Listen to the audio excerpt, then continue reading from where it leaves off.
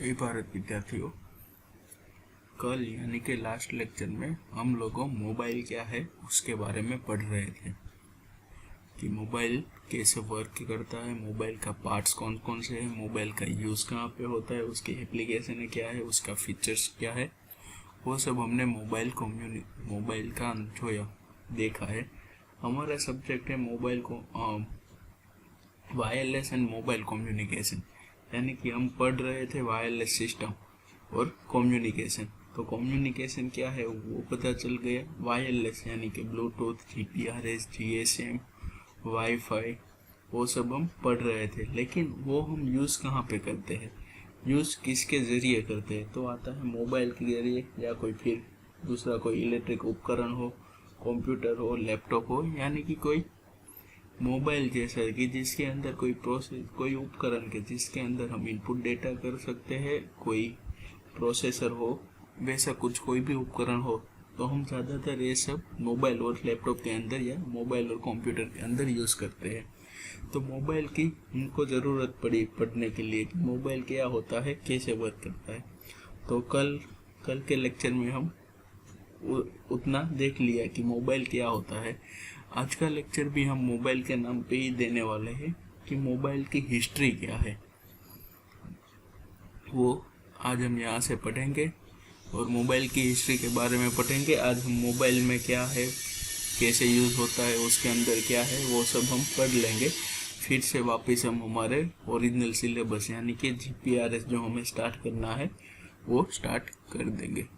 तो अब देखते हैं कि history of the cell phone और a mobile phone. In the beginning, the two-way radios known as a mobile rigs were used in a vehicle such as a taxicab, police cruisers, ambulance, and the like. User cannot dial a phone number for their mobile radios in their vehicle. A large community of the mobile radio user known as the mobileers popularization 1 minute.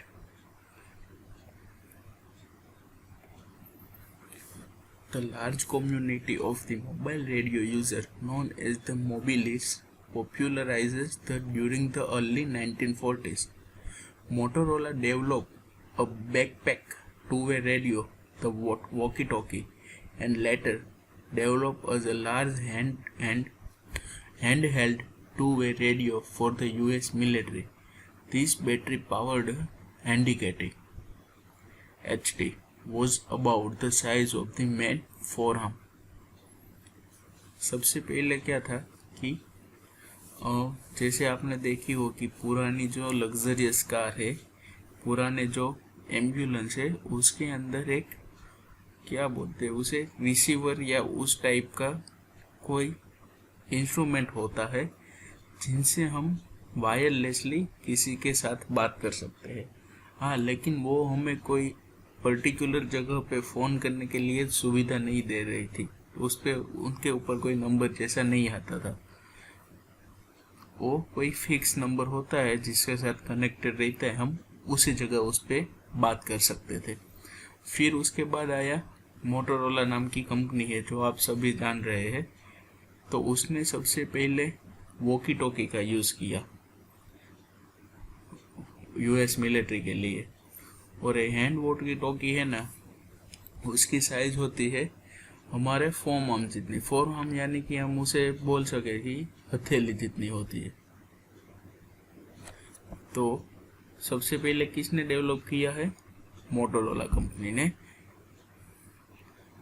देखो, ये है mobile का communication जो car के अंदर पाया जाता है, वो कितना बड़ा है वो आप देख सकते हो। जो वॉकी टॉकी है ना हमारी, वो होती है इस साइज की, हमारे हथेली जैसी। लेकिन ये जो कार के अंदर, एम्बुलेंस के अंदर जो पर्टिकुलर रहता था मोबाइल कम्युनिकेशन, मोबाइल यानी कि एक दूसरे के साथ बिना वायर से जुड़ा हुआ, और हम उसे क्या बोलते हैं कि एक जगह से दूसरी जगह हम कोई भी चीज़ वस्तु हो उसे आसानी से ले जा सकते हैं, उसे हम बोलते हैं मोबाइल। उसका एक मीनिंग ऐसा भी होता है। तो ये है अर्ली का मोबाइल के ऐसा यूज कुछ कार में यूज हो रहा था। In early years, in December 1947, Rolls H. Ring and W. Ray Young, Bell Labs engineer, processed hexagon cell for a mobile phone. हमने पता है सबसे पहले बेल की जो लैब थे उसके अंदर मोबाइल का जन्म हुआ था, और कौन से थे दो वैज्ञानिक, तो रिंग और young. Cellular technology was underdeveloped until the 1960 when Richard S. Franklin and George S. Engel of a Bell Lab developed the electronics. Radio telephony was introduced to the passenger airplanes for the air traffic security. अभी ये जो हम mobile की history पढ़ रहे हैं वो कोई भी जगह पे आपकी एग्जाम में आने वाली नहीं है, लेकिन ये क्या है कि मोबाइल कम्युनिकेशन वाला हमारा जो एक वर्ड है जिसे हम सब्जेक्ट है हमारा, उसमें मोबाइल आता है। तो मोबाइल क्या है, कैसे बाजार में आया, उसका जन्म कैसे हुआ, उसको आपको उसकी थोड़ी बहुत जानकारी रहनी चाहिए। ये कोई इसमें जो नाम लिखा है वो, इसमें जो डेट्स आती है वो कोई आपको याद रखने की ज़रूरत नहीं है, वो आपके जनरल नॉलेज के लिए है। Recognizable mobile phone with direct dialing have existed at least since the 1947 से स्टार्ट हुआ था। फिर कैसे कैसे उसमें रिवॉल्यूशन आया, प्रोसेस कहाँ तक पहुँची, वो सब इसमें लिखा है। The first fully automatic mobile phone system called the MTA, Mobile Telephone System A, was developed by the Ericsson and commercially released in Sweden in 1956. सबसे पहले वॉकी टॉकी किसने बनाई, तो मोटोरोला। लेकिन सबसे पहले MTA यानी कि मोबाइल टेलीफोन सिस्टम A वो किसने डेवलप की थी, तो इरेक्सन कंपनी ने, और इरेक्सन कंपनी ने उसे कॉमर्शियली रिलीज भी कर दिया था 1956 में स्वीडन देश के अंदर। One of the first truly successful public commercial mobile phone network was the ARP network in Finland, launched in 1971.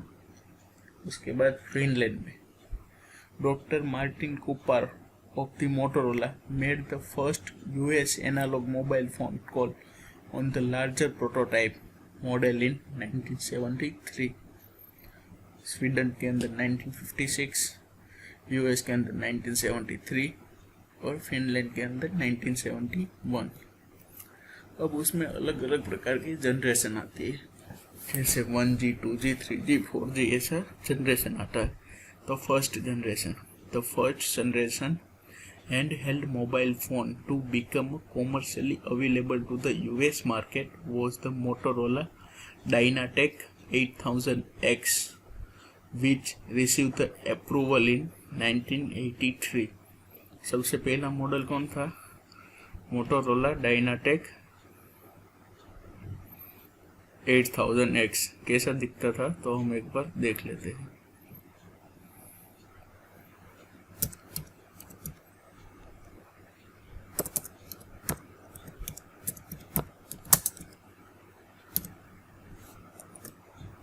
एक मिनट का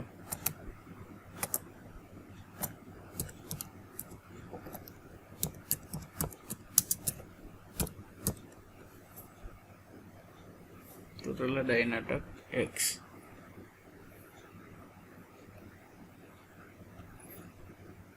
ये था सबसे पहला मोटोरोला का मोबाइल। यह है मोटोरोला डायनाटेक X, जो सबसे पहले फर्स्ट जनरेशन का मोबाइल माना जाता है, और उसका अप्रूवल रिसीव कौन से साल में हुआ था, तो 1983। Mobile phone began to proliferated through the 1980s with the introduction of the cellular phone based on the cellular network with multiple base station। फिर आता है second generation, the 1990s second generation यानी 2G mobile phone system such as GSM IS-136 in 1990 IS-136, TDMA, IDEN and IS-95 यानी कि CDMA began to introduce. In 1991, the first GSM network opened in the Finland. GSM CDMA जो हम use करते हैं वो फिर second generation के हमारे कम्युनिकेशन सिस्टम है, वो सबसे पहले कौन से फिनलैंड में हुआ था और कब 1991 में सेकेंड जनरेशन, फर्स्ट जनरेशन 1980, फिर आता है थर्ड जनरेशन यानी कि 2G. At the beginning of the 21st century, 3G mobile phone system such as a UMTS and CDMA 2001XV do have no begun to the publicly available. Live streaming of the radio and television to 3G handset is a one future direction for the industrial, with the company from the Revell and Disney recently announced the service. बाद में आती है 4G technology. तो 4G is a short from fourth generation wireless technology. It is the basically the extension in the 3G technology with more bandwidth and service offer in a 3G. The acceptation for the 4G technology is basically the high quality audio video streaming over end-to-end internet protocol. If the internet protocol IP multimedia subsystem movement achieve what is doing to do, nothing of his possibility will matter. WiMAX or mobile structural design will become progressively more transmitted and therefore the acceptance of the surveil architecture by the particular network operator even more common. अब देखिए first generation से लेके fourth generation के तक जैसे जैसे evolution आया mobile की वायरलेस टेक्नोलॉजी के अंदर, अभी हम सब लोग 4G सिस्टम यूज़ कर रहे हैं. तो 4G का फुल फॉर्म क्या होता है कि फोर्थ जनरेशन वायरलेस टेक्नोलॉजी. ये सोच वो क्या है, तो वो 3G टेक्नोलॉजी का थोड़ा एक्सटेंशन है. और हमें 4G टेक्नोलॉजी हमें बेसिकली किसके लिए प्रोवाइड की है, तो हाई क्वालिटी का वीडियो ऑडियो जो है हमारा हम देख रहे हैं वो बिना रुकावट के लिए हम देख सके. यानी कि जब हम 3G यूज़ करते थे पहले, तो उसके अंदर कोई भी वीडियो यूट्यूब में या कोई भी जगह पे कोई वीडियो हम 720p 720p और 1080p में चलाते थे पिक्सल के अंदर, तो उसमें क्या होता है बफरिंग ज़्यादा होता था. लेकिन अब 4G के अंदर के आप स्मूथली उसे देख सकते हो. उसकी क्या है कि हम बोलते हैं कि डेटा यूज़ ज़्यादा होता है, लेकिन हमें क्या मिलता है बटर फ्री जो है वो बफरिंग नहीं होता है. तो उसका मेन बेनिफिट हमको 4G सिस्टम में यही खाना था. अब ये देख लीजिए आप फर्स्ट जनरेशन से लेकर फोर्थ जनरेशन उसके अंदर क्या है, कैसे डेवलप हो गई. और बेसिकली फोर्थ जनरेशन यानी कि 4G टेक्नोलॉजी वो हम जब मोबाइल कम्युनिकेशन पढ़ेंगे GSM और CDMA और वो सब उसके अंदर थोड़ा डीपली पढ़ेंगे. ये तो अभी आपको बेसिक लेवल पे इंट्रोडक्शन की ओर पे मैं सिखा रहा हूँ कि मोबाइल कम्युनिकेशन क्या होता है. अभी तक हमारा जो भी लेक्चर है, अभी तो ये हम PPT पढ़ रहे हैं, उसके आगे वाली जो हमने पढ़ी है वायरलेस वाले, वो दोनों सब अभी बेसिक लेवल पे है. कोई उसके अंदर डीपली इंफॉर्मेशन दिया गया नहीं है. वो सिर्फ आपको सब्जेक्ट क्या है और हम सब्जेक्ट में क्या पढ़ेंगे वो बताते हैं. ठीक है.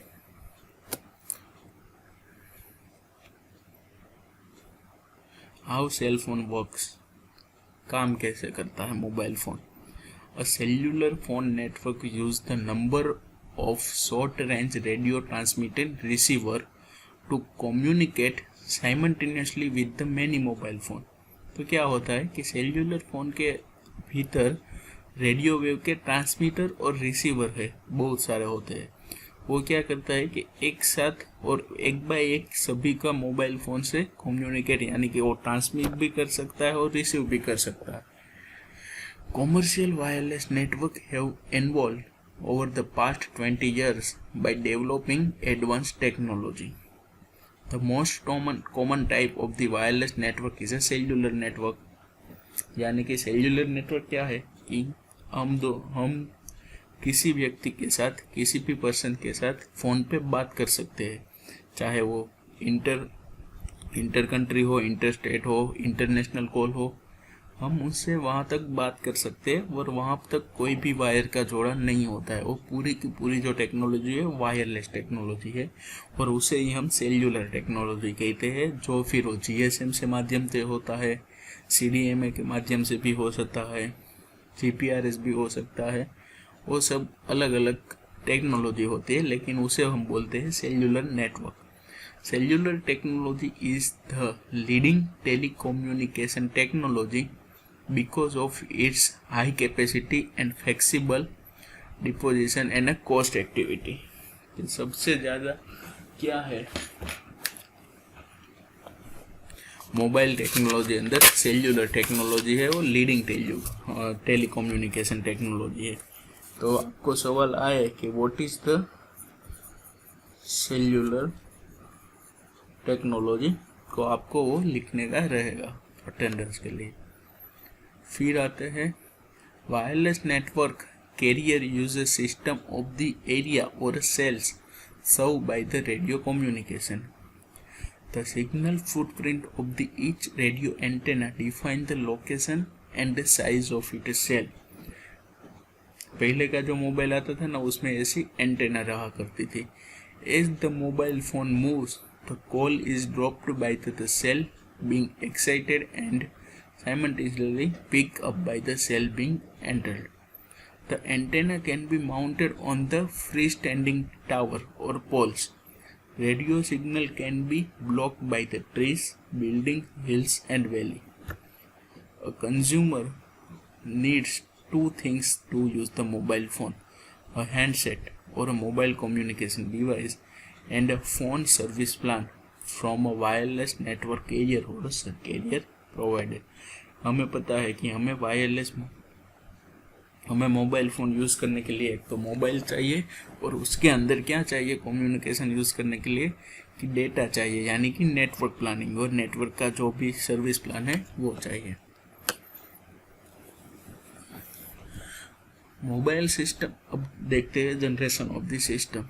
The mobile system involve from first generation analog यानी कि 1G system in 1980s to second generation digital 2G system in 1990. The first version of the third generation 3G multimedia standard was completed in 1999. 1G कब आया था? 1980 में, 2G 1919 में और 3G हम मान ले तो 2000 में और 4G तो 2010 और 11 के पास इंडिया में 4G लॉन्च हुआ था। Miss call, a miss call is the deliberated termination of an outgoing telephone call by the caller. Miss call क्या है? आप सबको पता है मिस कॉल क्या है। वो missed call can be use to notify the another person of the caller's presence. कि मिस कॉल क्या है? दूसरे लोग को ऐसा पता चलता है कि उसने आपको फ़ोन किया है। It can be use by the one who has a low credit balance, कि जिसके पास क्रेडिट बैलेंस नहीं है वो मिस कॉल करता है। The number of the caller is usually flash on the screen of the caller who is using a caller ID। Phenomenon common is develop in the countries, particularly India and Pakistan. Missed call service is a cheap way to communication. Miss call वाला communication कैसा है? एकदम cheap. How does SMS service work? SMS का full form क्या होता है? Short message service. SMS allow use to send a short message to one cell phone to another cell phone. Invented by the Finnish civil servant named Matti Makronen. Messages are sent with a store and forward mechanism. Message तो आप store भी कर सकते हो और उसे forward भी कर सकते हो। फॉरवर्ड यानी कि जो मैसेज अपने दूसरे के जरिए से अपने फ़ोन में पाया है वो सेम मैसेज आप उसे दोबारा कोई दूसरे व्यक्ति को आप भेजते हो। The messages are sent to a short message service center, then relayed to the intended recipient. The signaling protocol is the precisely 140 bytes. SMS have a very constrained character limit. SMS के अंदर क्या होता है कि हम जो लिखते हैं, जो कैरेक्टर हम उसका क्या होता है कि लिमिट होती है कि आप इतना ही मैसेज को SMS कर सकते हैं. उसका नाम ही है शॉर्ट मैसेज सर्विसेज. फिर आता है MMS. The MMS message are delivered using the combination of the SMS and WAP. WAP यानी Wireless Application Protocol. When a mobile phone receives an MMS message, what is the actually receiving an MMS notification message with it the receiver or the SMS. This MMS notification message contains the header information about the MMS message. This URL pointer in the dynamically generated URL for the MMS message content which is stored in the MMSC. The sending phone integrate a data connection to provide a TCP/IP network connectivity, usually over GPRS. The sending phone performance of the HTTP post and MMSC for the MMS message encoding the MMS interpolation format. MMS क्या है कि जब ऐसा phone था पहले के ज़माने में, उसमें क्या है कि हम कोई ऐसे फ़ोन के जरिए दूसरे ऐसे फ़ोन में कोई फ़ोटो या कोई वीडियो वो सब हम भेज नहीं सकते थे. तो वो क्या होता था कि कोई एक लिंक प्रोवाइड कर देता था और हम वो लिंक को टेक्स्ट मैसेज के जरिए भेजते थे. फिर भी जो जिसे वो लिंक वाला टेक्स्ट मैसेज मिला होगा वो लिंक पे क्लिक करेगा तो फिर उसे कौन सा माध्यम है, कौन सा पिक्चर है वो दिखाएगा. वो होता है MMS. शायद वो आपकी जनरेशन के लोग ने किया भी नहीं होगा. हमारी जनरेशन में भी MMS नहीं था. हमारे ज़माने में भी वो व्हाट्सएप और वो सब स्मार्टफोन आ गए थे.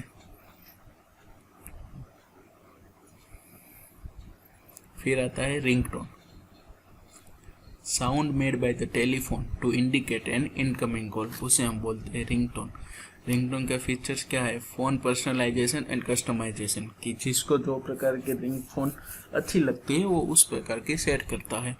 अलो user to the associate different ringtone with the individual family member and friends. क्या फैमिली के लिए भी अलग, मेंबर के लिए, पर्टिकुलर कोई पर्सन के लिए भी अलग रिंगटोन सेट कर सकते हो. Some provided allow user to the create their own music own ringtone. Vibrating alert. Alternative to the ringtone for the mobile phone is the vibrating alert.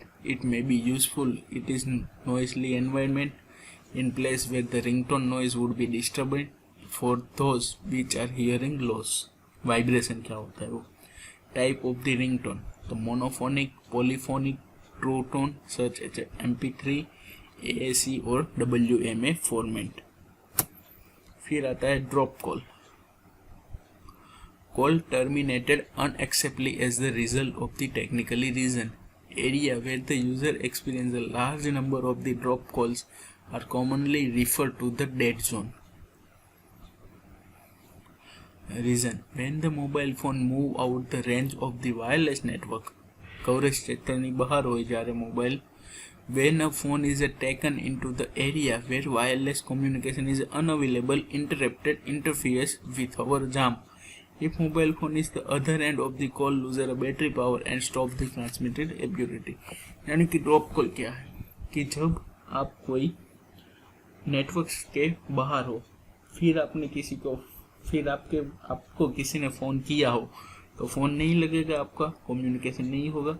लेकिन जब आप फिर वायरलेस के अंदर आ जाओ, मीन्स के नेटवर्क के अंदर आते हो, तो आपको एक नोटिफिकेशन दी जाती है कि आपको इसने फ़ोन करने की ट्राई थी. तो वो आता है ड्रॉप कॉल. अब सेल फोन से क्या क्या इश्यू होते हैं वो देखते हैं. Mobile phone radiation and health, कि हमारे मोबाइल फ़ोन से जो रेडिएशन होती है वो हमारी हेल्थ पे बुरी असर छोड़ती है. because the mobile phone use the electromagnetic radiation in the microwave range. Health hazard for the handset. The part of the radio wave emitted by the mobile telephone handset is absorbed by the human head.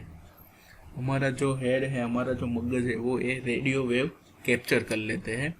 The rate at which radiation is absorbed by the human body measured by the specific absorption rate (SAR) and the maximum level for the modern handset have been set governmental regulatory agencies. कि SAR जो है वो अब government के regulation के हिसाब से set की जाती है उसके वाइब्रेशन. क्या क्या असर होता है? थर्मल इफेक्ट, तो हीटिंग होता है. Most of the heating effect will be occur of the surface of the head. Some parts of the human head are more sensitive to damage for the increase in the temperature. Blood-brain barrier effect. Swedish researchers have studied the effect of the microwave radiation on the rat brain, यानी कि चूहे के दिमाग पे उसने mobile का radiation का परीक्षण किया था. They found the leakage of the albumin into brain via the permeate the blood brain barrier. यानी कि जो हमारे मस्तिष्क, हमारे मगज तक जो ब्लड का बैरियर, ब्लड जो आता है उसमें कोई बैरियर डालता है. Effect on the sleep. A study show that the mobile phone signal affected the sleep pattern and possibility delay the sleep onset during exposure. कि मोबाइल से क्या होता है, अब जब भी हम सोते हैं और मोबाइल आसपास रहता है तो जो हमारे स्लीप की पैटर्न बनती है सोने की, उसमें वो डिस्टर्बिंग करता है. Electrical sensitivity effect. Burning and tighting sensation of the skin, fatigue, sleep disturbance, dizziness, loss of the mental attention, headache, malaise, heart problem, disturbance in digestive system and tremors. ये सब हमारे मोबाइल ज़्यादा use करने से ऐसी problem होती है. Health hazards. तो radiation is emitted by the base station, headache, sleep dispersion and loss of the memory. Safety standard and licensing. Government ने क्या बनाया है कि एक यूनियन बनाया है और उसमें रूल्स एंड रेगुलेशन किया गया है कि हम मोबाइल का जो वाइब्रेशन होता है वो इतने से इतने रेंज तक रखने के. तो इसीलिए वो इसीलिए रखने के लिए फिर उसने एक कमिटी बनाई. उसमें मोर देन 80 कंट्री इन्वॉल्व है और वो कमिटी क्या करती है कि मोबाइल कंपनी के प्रोडक्शन पर ध्यान रखती है कि कोई भी उसका जो माइक्रोवेव का उसकी जो भी वेव रेंज है वो लिमिट की गई रेंज से बाहर ना हो सके, वरना उनसे क्या होता है वो तो हमें पता ही है कि हेडेक और वो सब हमारे दिमाग पर भी बुरा असर छोड़ जाती है. Law suit. In USA a small number of the personal injury lawsuit have been filed by the individual against a cell phone manufacturer. Mobile computing. Mobile computing is the generic term describe one ability to use technology untreated feasibility by the device which provide mobile computer functionally. Cell phone supporting computer functionally. Okay, अब mobile के through computer के भी काम कर सकते हैं. Personal digital assistant जैसे कि हमारा गूगल है, एलेक्सा है, सीरी है, smartphone. Technical and other limitation of the mobile computing. Limited usability of mobile, network connectivity, battery, वो सब होता है मोबाइल सपोर्टिंग कंप्यूटर फंक्शनलिटी. अब आता है बात करने की वायरस. फ़ोन के अंदर वायरस क्या काम करता है. The first non cell phone virus appeared in 2004 is infected only the small number of the Bluetooth enable phone. Most common virus क्या है? Cabir A, skulls A, common warrior A, locknut B, fontal A. और damage zone क्या है? Sit in the phone and try to spread इट सेल्फ, might access और delete और contact information and calendar address in a phone, send the infected MMS message to every number on the phone book and MMS messages, delete और lockup the certain phone application. Mobile का virus जो है ऐसा damage करता था जो पहले आया था वो. वो वायरस कैसे स्प्रेड होता है, तो इंटरनेट डाउनलोड से, ब्लूटूथ के माध्यम से और मल्टीमीडिया मैसेजिंग सर्विस के MMS के थ्रू। तो हमें उसे प्रोटेक्ट करने के लिए क्या करना पड़ता है कि ब्लूटूथ बंद रखना है, check security update to learn about the fine name you to could sip in I out. फिर सिक्योरिटी प्रोग्राम हमें इंक्लूड करना पड़ता है, जैसे कि हम कंप्यूटर के अंदर करते हैं। तो ये हो गया हमारा मोबाइल फ़ोन कम्युनिकेशन। अब मैं आपको इसका क्वेश्चनरी दे देता हूँ।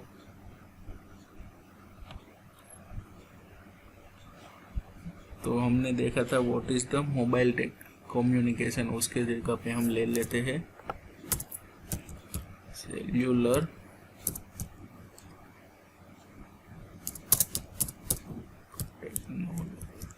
सेल्यूलर टेक्नोलॉजी क्या है वो, फिर फुल नेम ऑफ SMS का फुल फॉर्म और फुल फॉर्म ऑफ WFP। ये 3 आपका आज के क्वेश्चन है, आप नोट कर सकते हैं और इसका आपको अटेंडेंस के लिए असाइनमेंट है जो आपको अटेंडेंस करवाने में है। तो आज तक यहीं तक रखते हैं, फिर मिलेंगे वो GPRS स्टार्ट कर देंगे।